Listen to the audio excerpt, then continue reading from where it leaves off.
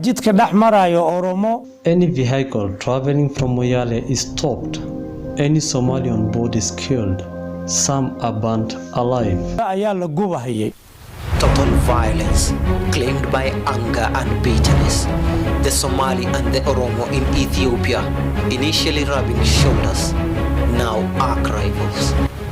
Lives wasted, many displaced and hundreds dumped in refugee camps. The impact of an intercommunal violence along the Oromia-Somali border since September 2017 is enormous. This violence continues to cause loss of lives and livelihood and further exacerbate the humanitarian situation in many areas in Somali region of Ethiopia.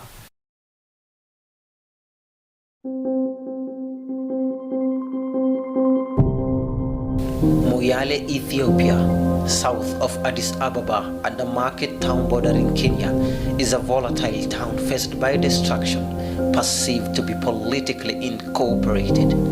Here, we meet Sheikh Adan Ibrahim together with elders who feed us on the happening and why the conflict arose. Dhibaatada oo naloogu talagalay.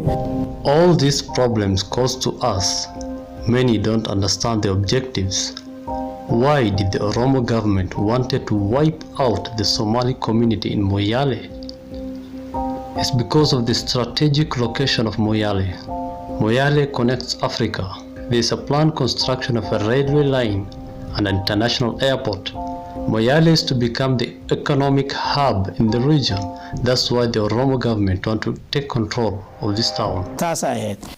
The famous street of Leitara, a commercial hub in Moyale, is no more. Shops looted and burnt down.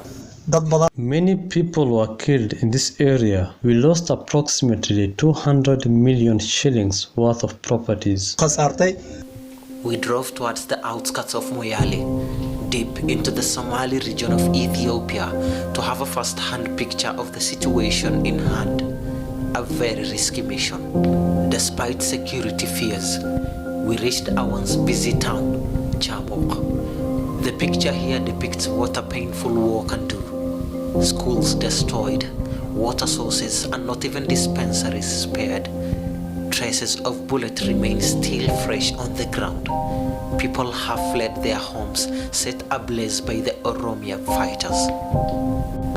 Driving further, we came across Malab, a town of massive destruction, silent as a grave, no movements, just the noise of a wind blowing away the ashes of a town amidst war reduced to ravages.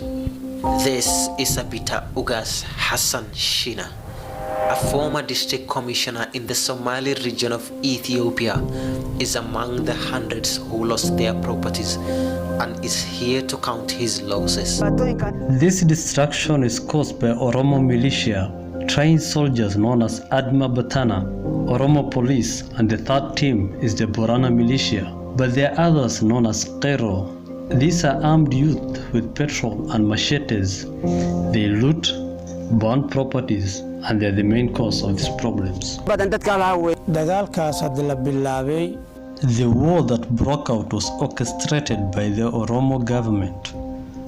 At times back, people used to fight over water and pasture, but this attack carried out on the Somali community, especially in Dawa Zone, is very different. The Oromo government funded and trained thousands of militias in order to capture 6 zones in the Somali region: Dawa Zone, Liban Zone, Afder Zone, Fiq Zone, Jijiga, and Shenile. These 6 zones were attacked at the same time. Amidst the rough terrains of southern Ethiopia, they trek. Confused and exhausted, they camp under the harsh climatic condition of the drier border of Kenya with Ethiopia. Children and women, almost lifeless but respire. At the brink of diseases breaking out, they have nothing to lose after what they went through. 5 years old Fahim Mohammed, not his real name, fights this battle alone. He is not fully aware about the loss of his father, but feels his absence.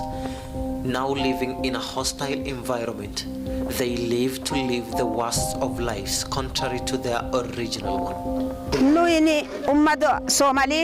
We are the Somali community living in this country, Gare clan of Somali. We're being victimized because of our Somali origin. But even after being displaced, we didn't get any help from our brothers.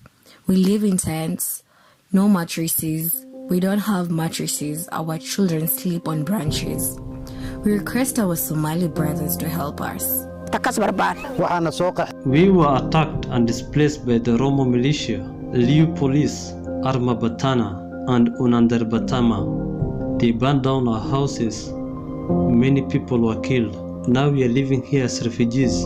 We have a lot of problems. I request our Somali brothers and sisters to help us, since we are attacked because we are Somalis. In the meantime, the security situation in Moyale remains tense and unpredictable. The town in particular is in darkness and lacks water after both services were cut off by the Ethiopian government. The most critical needs are lack of food, shelter, water and sanitation, hygiene, health, and nutrition services that require immediate interventions. Food supply has been stopped. Our source of water was also destroyed. Here in Moyale, we live in tension. We don't cross to each other's side. For the past 1 year, we don't have water. We are running out of food supply. We now rely on Kenya to get food. These attacks were carried out by the Oromia government headed by Lama Magarsa and Ethiopian Prime Minister Abiy Ahmed. We as Somalis in Dawa Zone of Ethiopia believe so because after the attacks we wrote letters to the Prime Minister, the Head of Security, Minister of Foreign Affairs, but we didn't get any reply till now, almost 1 year later. To all our viewers, we request you to help the displaced persons. They have lost all their properties. Many children are now orphans, be it governmental, non-governmental organizations, civil societies, and good Samaritans.